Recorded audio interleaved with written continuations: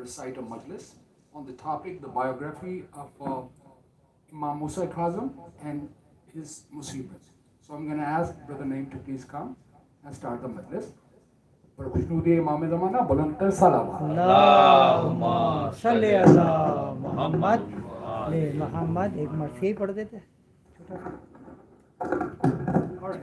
چھوٹا سا مرثیہ پڑھ دیتے. اللہم صلی علی محمد و آل محمد. یہ سوچتا ہوں کہ عابد کا حال کیا ہوگا، اسیر ہو کہ وہ جب شام میں گیا ہوگا. یہ سوچتا ہوں. سنا ہے شام میں جاتے ہی خون رونے لگا،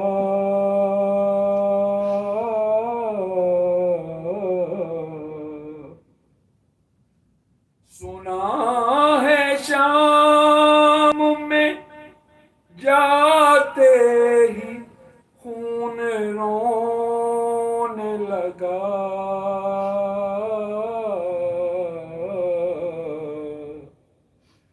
نہ جانے شمر نے اس وقت کیا کہا ہوگا، نہ جانے شمر نے اس وقت کیا کہا ہوگا. وہ یاد کرتا تو ہوگا وطن کی شاہی کو،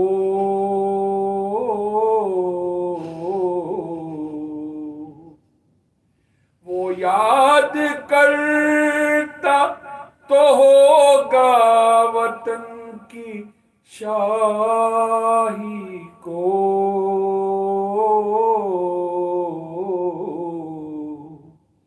بہن کو دفن جو پردیس میں کیا ہوگا، بہن کو دفن جو پردیس میں کیا ہوگا. گلے کے طوق نے عابد کو کیا جھکانا تھا،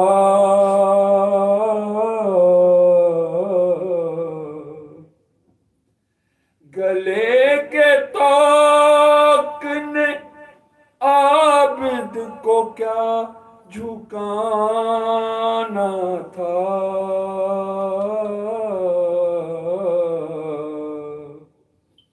وہ اپنے کھوئے ہوئے لال ڈھونڈتا ہوگا، وہ اپنے کھوئے ہوئے لال ڈھونڈتا ہوگا. یہ سوچتا ہوں کہ عابد کا حال کیا ہوگا، اسیر ہو کہ وہ جب शाम में गया होगा, ये सोचता हूँ। मोहम्मद वाले मोहम्मद सल्लल्लाहु अल्लाहुम्मा सल्ली अला मोहम्मद व आले मोहम्मद। माशाअल्लाह, जज़ाकल्लाह। Request Sheikh Naim to please come and recite the majlis on the biography of Imam Musa Kazim alayhi salam. Barkhujnood Imam Zamana bulantar salawat. Allahumma salli ala Muhammad wa ali Muhammad.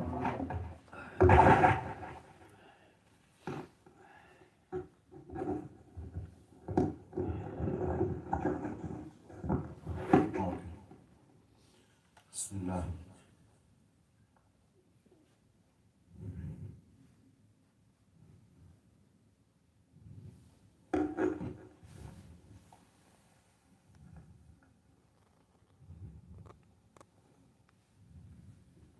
Bismillah.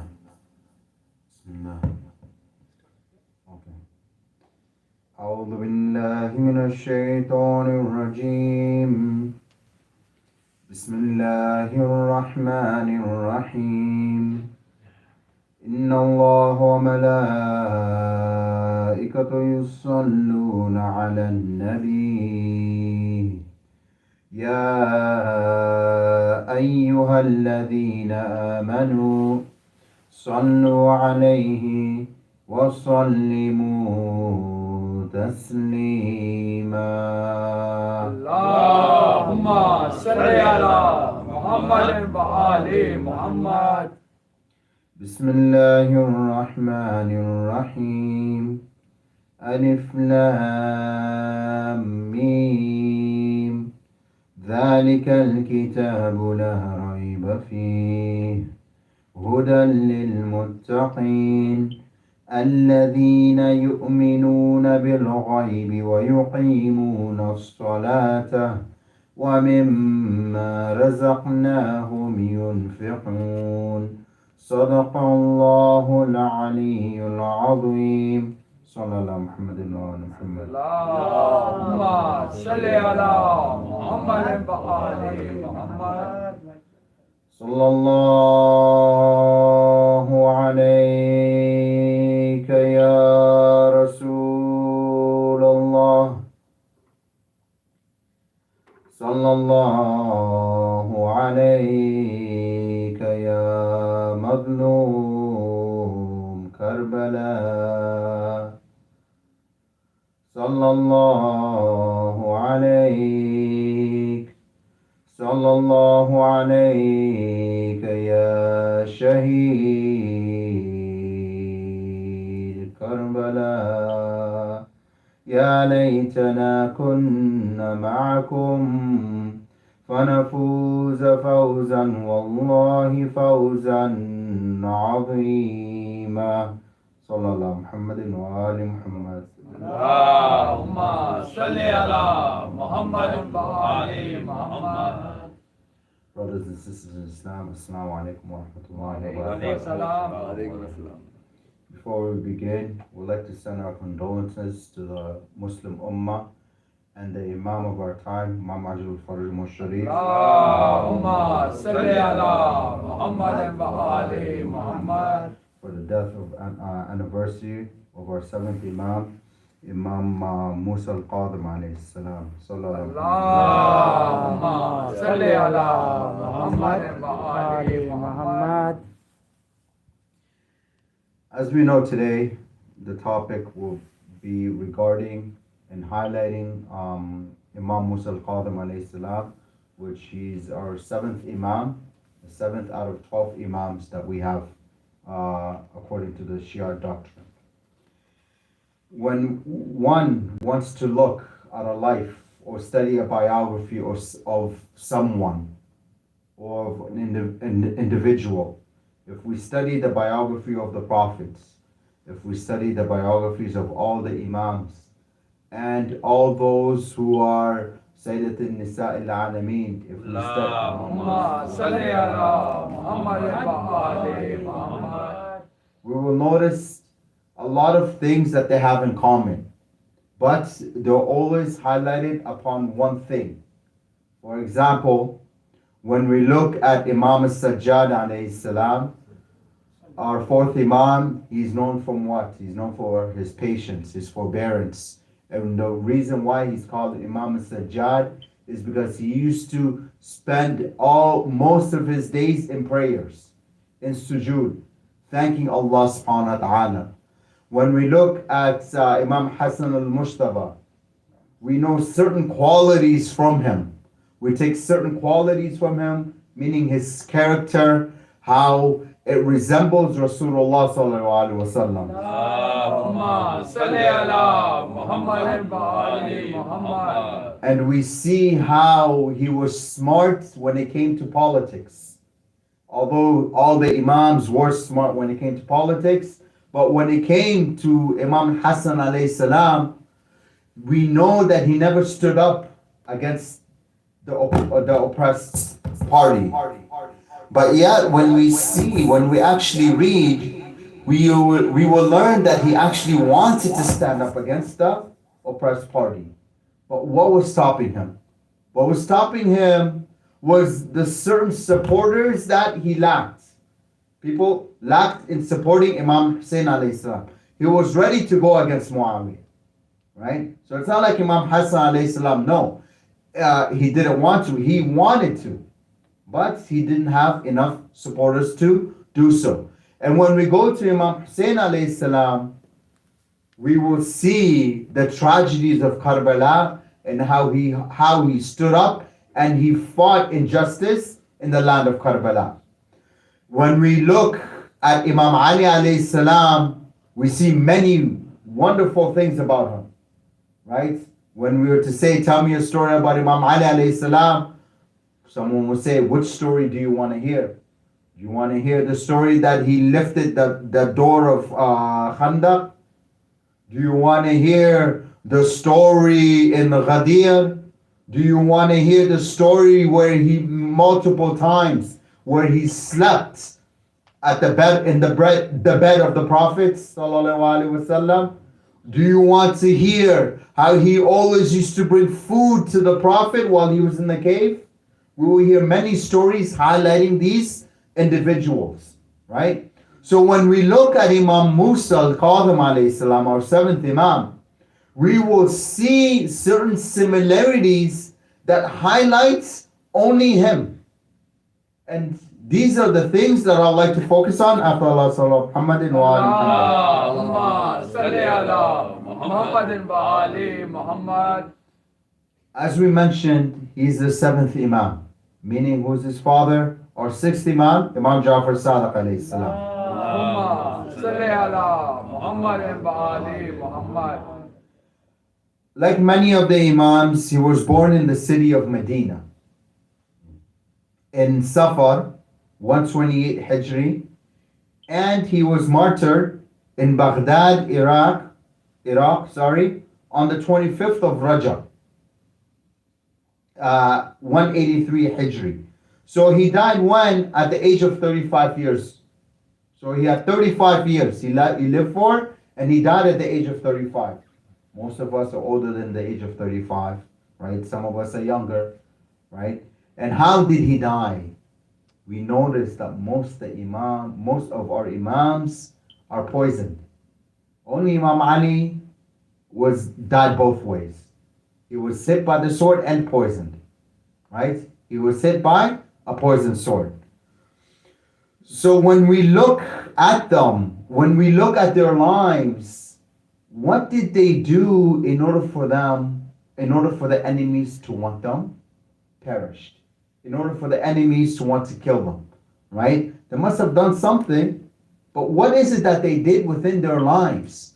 But when we study the lives of the Imams, alayhimus salam, what would we learn? We would learn, but they were nothing but piety. They practiced pious. They were pious. Their character was amazing.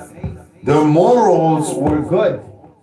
And they reflected none other but Rasulullah sallallahu alaihi wasallam. Allahumma salli ala Muhammad wa ali Muhammad. This is why, although there are many characteristics I can highlight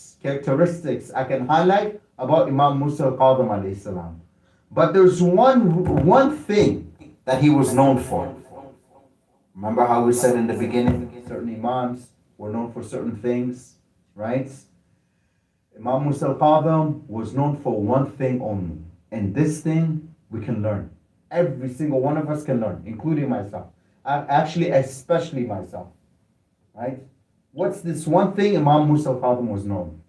He was known to keep in his anger.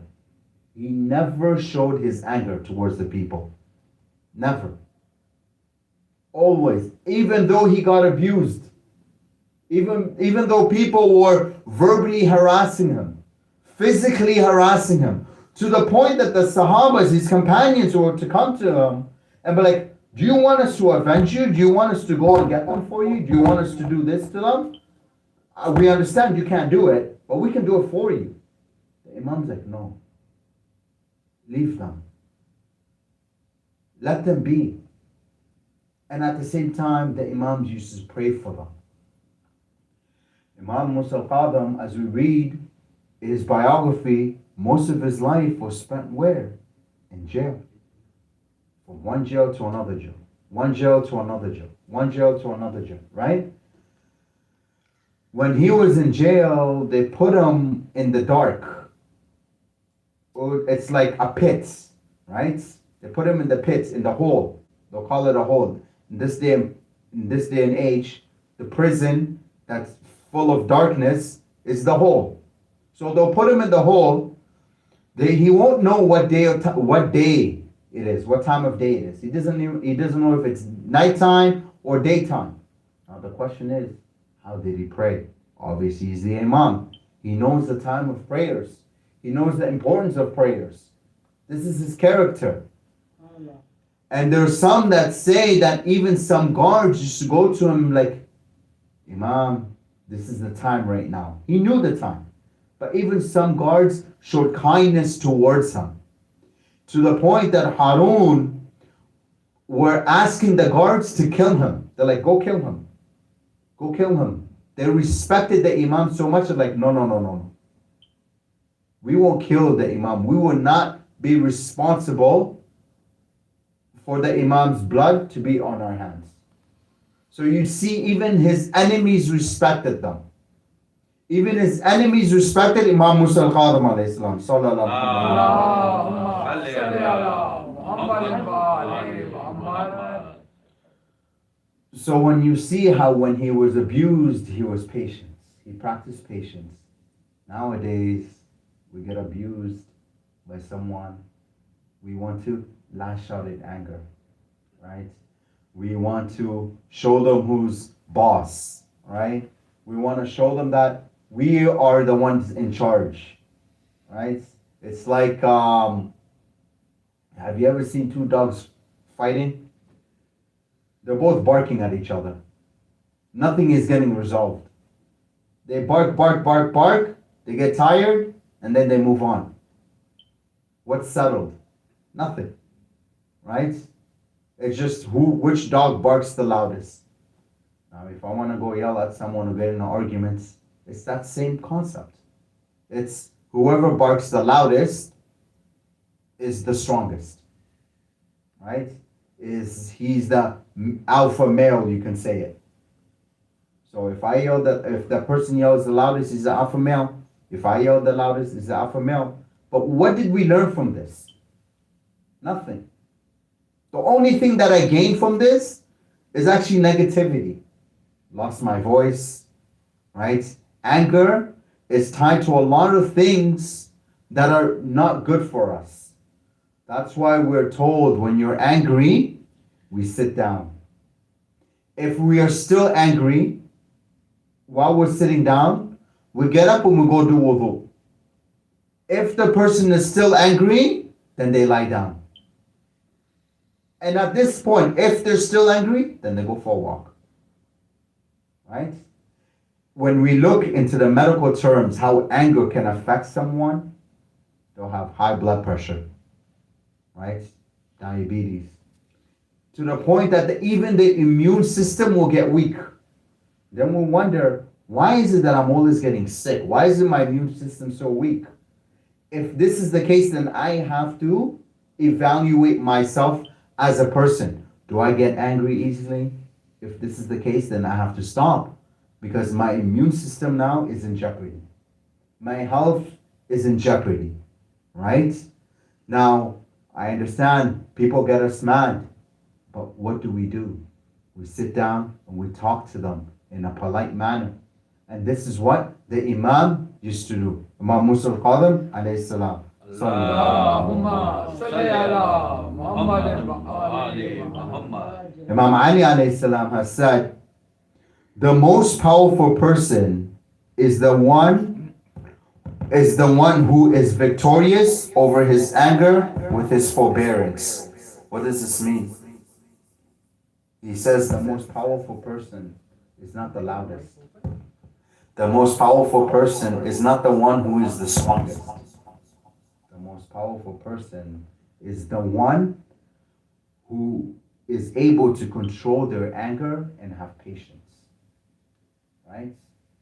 Usually in a debate, when you're having a debate and with a small-minded person, what do they tend to do? They'll tend to yell. But the person who knows, this intellectual person, they'll end up being quiet and just listen. They'll just listen to the other person talk. Sometimes when you just listen to the other person talk, they'll talk themselves into a trap. Right? So if we control our anger and we just hear this other person speak and let them speak, right? And then that's it. Or maybe we're driving, right? Or we're outside and somebody yells at us or whatever. Maybe they're having a bad day. Maybe they don't know how to express themselves, but they need to express themselves through anger. So if we treat them with kindness, it will change. The whole role will change. The whole society will change. The whole situation will change. They'll be like, oh, I've treated this person this way. Look how they're treating me. Is this what Islam teaches? Of course. And then this is how you see more people get guided. And this is how the Imams used to guide people. This is how Imam Musa Kazim used to guide people, was from controlling his anger. Even though people will go to him and harass him, he will never used to talk back to them. To the point that there was a debate between the two. And then he was asked, what is about a worm, about a certain worm? Does the mother breastfeed it, or does he get fed? He's like, no, none of the above. He's like, this type of worm eats from the soil. And then there's another one. He was asked many questions, and before the Imam answered, he's like, the Amir, whoever is the Amir, meaning whoever is called or titled or takes the title Amir al-Mu'mineen, knows best. Because you're Amir al-Mu'mineen, so you know best. So you see how he was talking to his enemy. And his enemy responded, I am ignorant of these questions. This is why I'm asking you. It's a very lengthy debate. But when you read it, you will see what the Imam is trying to do. He's trying to guide people. He's not going up there and saying, oh no, this is my rights and I'm taking it from you. No. He's trying to show the people. He's trying to teach the people. Because if he teaches the people through aggression, no one is going to listen. Right? But if he teaches people through calmness, and he communicates himself properly, and he carries himself properly, people will start to listen. Look at the example right now. How many Shias do we have in the world? Right? Because of the effects of these Imams, because of their characters, because of their morals, the Shia community is growing and growing and growing every day. Even though Islam is growing, but the Shia community is also growing. Right? If you think it is not growing, look at every Muharram. Every Muharram you see double, triple. The next year you see it will quadruple. The attendance will grow more. And if it's not here, then look at Karbala during Arba'in. You will never see it empty. Both maqams you will never see it empty. On the nights of Karbala, on the nights of Ashura, of Arba'in, what do you see? Although people like Imam Hussein alayhi salam, you will never find Amir al-Mu'mineen's shrine empty. Never. This is the morals. These are the characters that we should follow and try our best to mirror. Sallallahu Muhammadin wa ali Muhammad. Allahumma salli ala Muhammad wa ali Muhammad. Imam Ja'far Sadiq has said, one who retains his anger towards someone, God will cover his secrets. What? We all have secrets, right? We all have sins.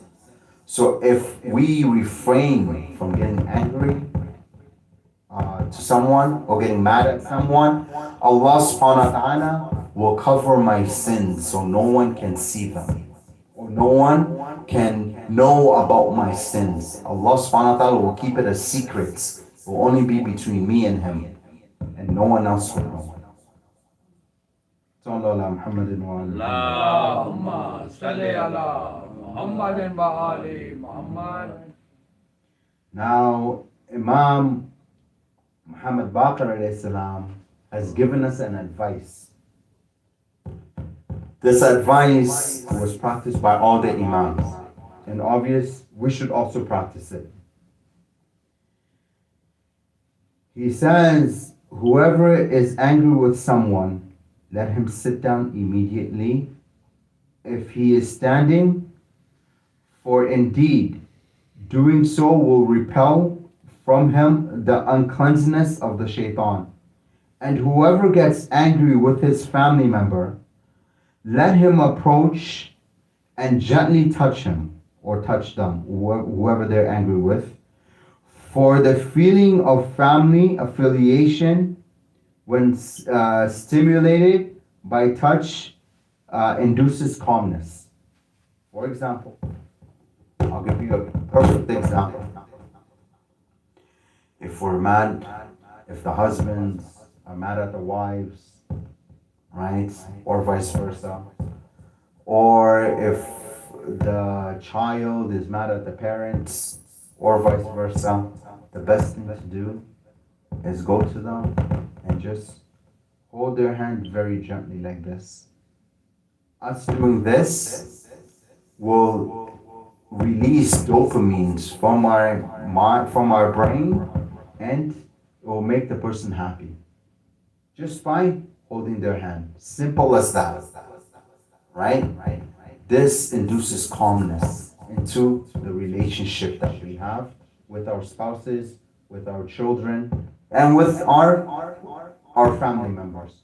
So if we're angry at them, then let us go to them, hold their hand gently, and speak to them in such a soft manner.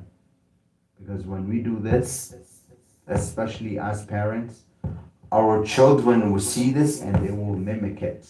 Because children, as parents know, they never do what they're told. You can tell them until you're blue to your face, they'll never listen to you. Never, right? Oh, he's not looking, right? They'll never listen to you, right? You can tell them, go clean your room. Still playing my video games, right? Go clean your room. Still playing my video games. Go clean your room. Still playing my video games. Do I have to yell at you to go clean your room? Right? Still watching TV.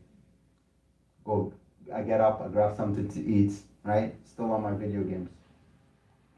Go pray. Go do this. Still doing that. The best thing here for a parent to do is sit down with the child. Just sit down with the child. Even if they're playing the video game, just sit down and watch them. When it's time to pray, let them play. Let them play their game, right? But this is what you do. Obviously, now he's gonna know the secrets, right? This is what the parents should do. Okay, it's time to pray. No problem. Okay, I'm like, okay, Isa, I'm gonna go pray now. Okay, let him play. I go, I do wudu. Isa, I'm gonna go do wudu now. I do wudu. Okay, he sees me. I go, I get up, I do wudu. Isa, I'm gonna pray now. I take the prayer rug and I put it right in front of him. And then, okay, I'm gonna pray now. Can you please turn it down? Yes. Allahu Akbar, I start praying. It's not gonna happen overnight. The change is not gonna happen overnight. I promise you it's not. If it happens overnight, then Allahu Akbar, Allah subhanahu wa ta'ala has blessed you.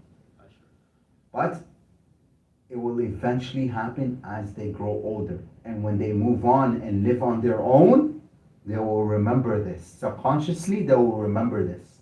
So when it's time to pray, they themselves will turn off the TV and pray right in front of the TV. Why? It's because they've seen this every single time. Children learn through observation,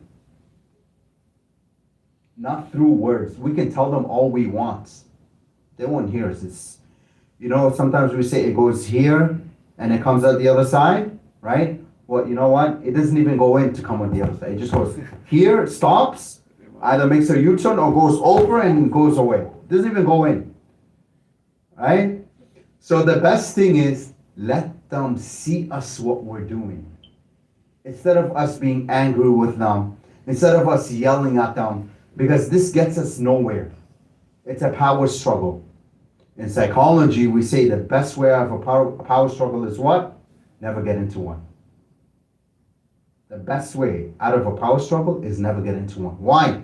It's because when there's a power struggle, there's a yelling match going on between the two. To the point that I've taught my child that if you want something, you have to raise your voice at me. Why? It's because every time I want something for my son, right, or my daughter or my kids, I yell at them. So now it's a learned behavior. Every time you want something and it's so important to you, go ahead and yell at me, or yell at somebody that's younger than you, or yell at somebody that's older than you. So this is why you see troubled kids causing trouble at school, our kids getting in trouble at school, yelling at the teacher, talking back at the teacher. Where do you think they learned this from? They learned this from me as the parents. Why? It's because I haven't controlled my anger. I haven't learned to control my anger. It's a learned behavior that we've learned from our parents from generation to generation to generation. But what does Imam Ali say? What does Imam Ali say regarding raising kids? Do not raise your kids like how you were raised. Why? It's because therefore, a different generation. So when it comes to dealing with kids, we need to study the life of Imam Musa Kazim alayhi salam.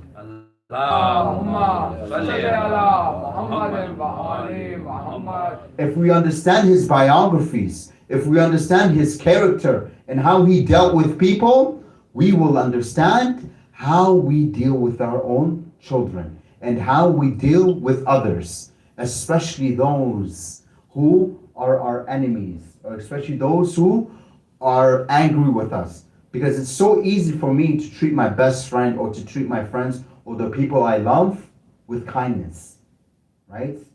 And it's so easy for me to care about them. It's so easy for me to be generous towards them. But what about that person I don't like? What about him? Or what about her? How do I treat them? This is where the test is. If I want to test if I'm patient, and if I reflect the teachings of Imam Kazim alayhi salam, I have to see how I treat my enemies. I have to see how I treat those people who I'm angry with. Because if I treat them in a negative manner, then Imam Musa Kazim has taught me nothing. Imam Hussein alayhi salam has taught me nothing, although he sacrificed his life in Karbala. He's taught me nothing. I've learned nothing from them. I've learned nothing from these individuals. and then I call myself a Shia, but yet I'm not able to forgive my siblings, my mother. There's some out there who haven't spoken to their parents for many years. When I say many years, I'm not talking about 1 or 2. I'm talking about 10, 20 years. They haven't spoken to their parents. Not one word to their parents. There are some out there who haven't spoken to their parents in years, and yet they live in the same household. Sallallahu Alaihi Wasallam. Allahumma salli ala Muhammad wa ali Muhammad. Why? Because they're angry. Anger gets us nowhere. If anything, it shortens our lives. How many of us have heard the story of Imam Hussein over and over and over again? And how his companions and his family were slaughtered in front of him. And yet, he still tried his best to guide them. Even though while he was fighting with them, before he even fought with them, he was trying to guide them. Imam Musa Kazim alayhi salam, it is said that he moved from prison to prison. When he moved to this one prison, this individual was so cruel. How cruel was he? Do you remember Imam Zain al-Abidin when he was chained up on the 40th, when they captured them? He was chained up to the point that he used to take cloth and he used to put it inside the chain. If this was the chain, the collar of the chain, he used to put cloth inside of that chain. Why?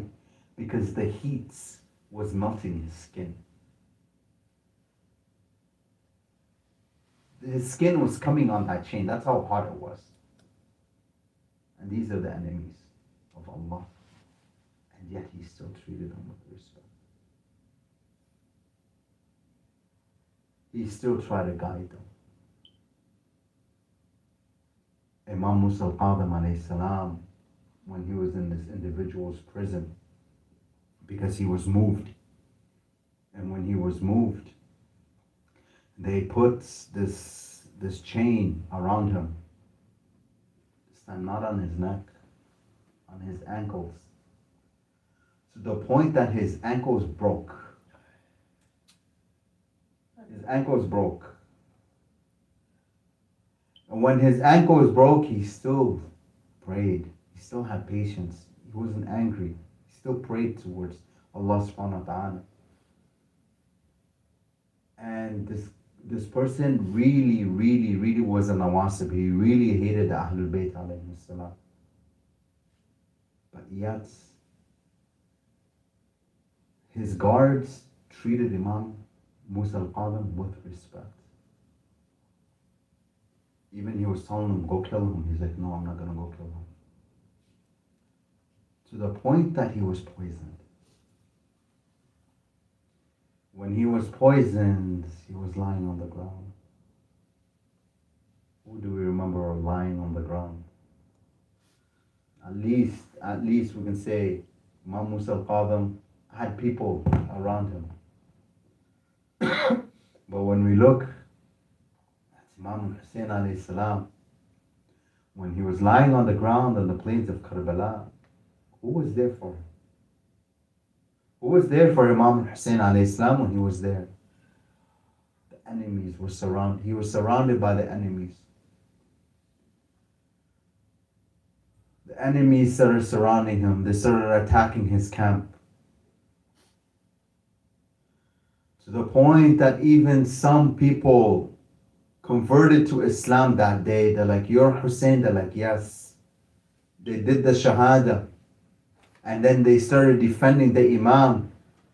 The Imam ordered them, okay, take your sword and defend the daughters of Rasulullah. And these people died in that way.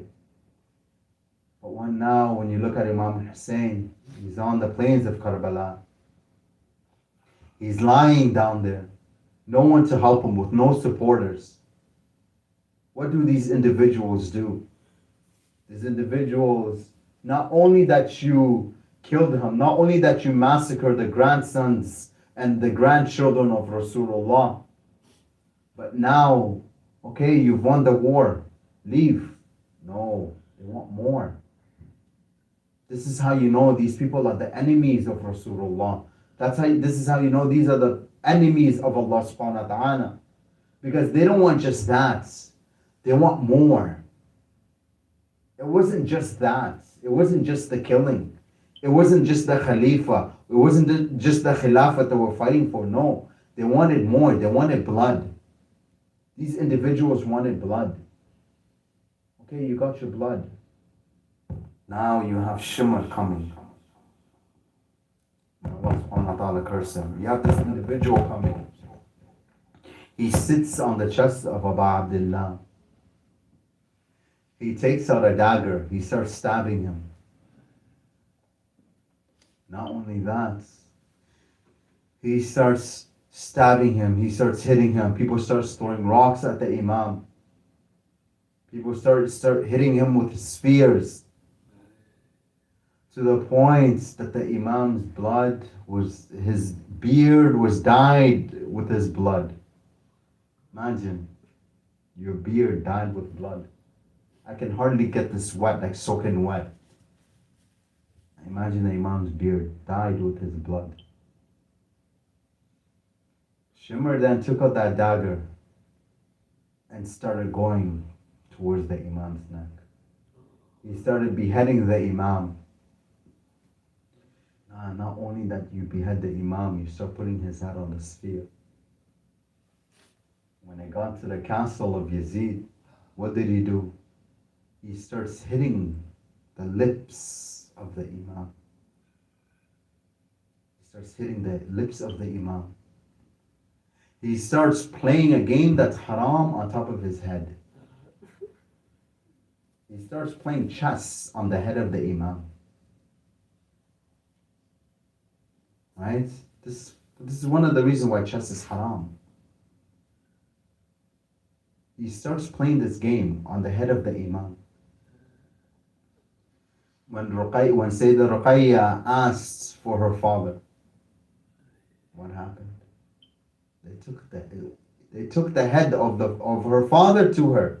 This is how brutal these people are. The head of the Imam Hussein, you take it to a young child. Why? All because of they were on the right path. This is where anger takes us. Is this? Inna lillahi wa inna ilaihi raji'un. Allahumma salli ala Muhammadin wa ala Muhammad. Allahumma salli ala Muhammadin wa ala Muhammad. Bismillah ar-Rahman ar-Rahim. اللهم كن لوليك الحجة بن الحسن صلواتك عليه وعلى آبائه في هذه الساعة وفي كل ساعة وليا محافظا وقائدا وناصرا ودليلا وعينا حتى تسكن أرضك توعا وتمتعه فيها طويلا برحمتك يا أرحم الراحمين. يا أحد يا أحد يا صمد يا صمد يا من لم يلد ولم يولد ولم يكن له كفوا أحد. This next dua is known to split the skies. So after I recite this dua, ask for whatever you want in the name of this majlis, in the name of Imam Musa Kazim alayhi salam, inshallah will be granted. Ya ahadu ya ahad, ya samadu ya samad, ya man lam yalid wa lam yulad, wa lam yakul lahu kufuwan ahad. بحق ياسين القرآن الحكيم وبحق طه والقرآن العظيم يا من يقدر حوائج السائلين يا من يعلم في الضمير يا منافسا للمكروبين يا مفرجا للمغمومين يا راحم الشيخ الكبير يا رازق الطفل الصغير يا من لا يحتاج إلى تفسير صل على محمد وآل محمد وافعل به اللهم صل على محمد وآل محمد. Ask for your hajat and inshallah Allah subhanahu wa ta'ala will answer.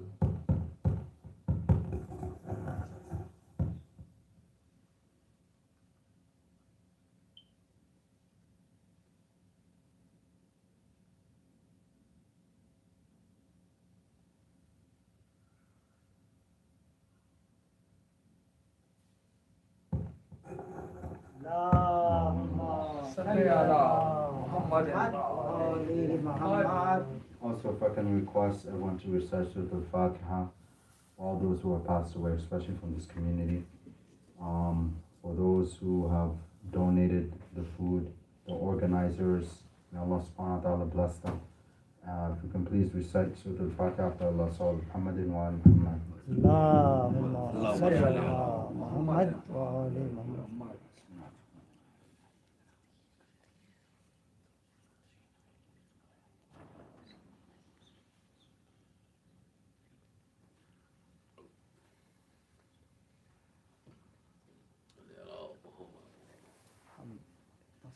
Muhammad.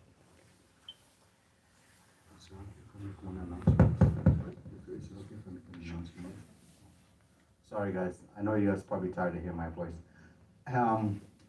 Inshallah, Imam Hussein Foundation, well, they have an elementary school there, and now they're trying to open up a high school. They're holding fundraisers. I believe it's March 13th or March 12th. Yeah, at Kubota Club. So if you want to buy tickets, I will send information to Said Mohsen, and then you guys can contact those individuals and you can purchase your tickets or donate. Thank you. Sorry. Ya Hussein, Ya Hussein, Ya Hussein, Ya Hussein, Ya Hussein. مولا حق امام Ya Hasan, Ya Hussein, یا حسین یا حسین Ya Hussein, Ya Hussein. تو آ جاؤ شہنشاہ وفا، اب تو آ جاؤ شہنشاہ وفا، اب تو آ جاؤ شہنشاہ وفا، اب تو آ جاؤ شہنشاہ وفا. رو رو کہتی تھی سکینہ رن میں، رو رو کہتی تھی سکینہ رن میں، لٹ گئی ثانی زہرا کی ردا، اب تو آ جاؤ شہنشاہ وفا، اب تو آ جاؤ شہنشاہ وفا. شمر نے مارے تماچے ہیں میرے گالوں پہ، جھڑکیاں دے کے اٹھایا ہے مجھے، جھڑکیاں دے کے اٹھایا ہے مجھے، باپ کی لاش پہ رونے نہ دیا، اب تو آ جاؤ شہنشاہ وفا، اب تو آ جاؤ شہنشاہ وفا. چین کر سر کی ردائیں اور جلائے خیمے، ایسے لوٹا ہے مسلمانوں نے، ایسے لوٹا ہے مسلمانوں نے، نہ کیا آل محمد کا حیا، اب تو آ جاؤ شہنشاہ وفا، اب تو آ جاؤ شہنشاہ وفا. تم کو عباس کی طاقت پہ بھروسہ تھا بہت، قید ہونے سے بچائے تم کو، قید ہونے سے بچائے تم کو، آ کے یہ شمر نے زینب سے کہا، اب تو آ جاؤ شہنشاہ وفا، اب تو آ جاؤ شہنشاہ وفا. توڑ دی مار کے اکبر کے جگر پر پرچھی، اور ستمگر نے کہا مولا سے، اور ستمگر نے کہا مولا سے، یہ سنا تھا کہ تو صابر ہے بڑا، اب تو آ جاؤ شہنشاہ وفا، اب تو آ جاؤ شہنشاہ وفا۔ شام جانے کے لیے قافلہ تیار ہے جو، اس میں ایک رات کی بیاہی ہے جڑی، اس میں ایک رات کی بیاہی ہے جڑی، ہاتھوں سے اترا نہیں رنگ ہنا، اب تو آ جاؤ شہنشاہ وفا، اب تو آ جاؤ شہنشاہ وفا۔ مولا حق امام یا حسن یا حسین یا حسین یا حسین، وہ عابد بیمار تھا، وہ عابد بیمار تھا، چلنے سے جو لاچار تھا، چلنے سے جو لاچار تھا، اور شام کا بازار تھا، اور شام کا بازار تھا، اور مصطفیٰ کی بیٹیاں مولا حق امام یا حسن یا حسین یا حسین یا حسین یا حسین یا حسین یا حسین۔ اللہم صلی علی محمد وآل محمد۔ متوجہ زیارت۔ السلام علیکم یا ابا عبداللہ، السلام علیکم یا ابن رسول اللہ، السلام علیکم ورحمۃ اللہ وبرکاتہ، السلام علیکم یا ابا عبداللہ وعلى الأرواح التي حلت بفنائك عليكم مني سلام الله عبدا ما بقيت وبقي الليل والنهار، ولجعله الله آخر أحد مني لزيارتكم. السلام على الحسين وعلى علي بن الحسين وعلى أولاد الحسين وعلى أصحاب الحسين، خصوص سيدي مولا فضل عباس الأمدار عليه السلام. السلام عليك يا صاحب العصر والزمان، الأمان الأمان الأمان من فتنة الزمان. السلام عليك يا خليفة الرحمن، السلام عليك يا إمام ينس والجان، السلام عليك يا مظهر الإيمان، السلام عليك يا شريك القرآن، السلام عليك يا قاطع برهان، السلام عليك يا إمام زماننا هذا، أجل الله تعالى فرجه وسهل الله تعالى مخرجه وزهور وجعل لمن صالم ورحمة الله وبركاته. اللهم صل على محمد وآل محمد. Just an announcement, Saturday والے دن علی ابرار بھائی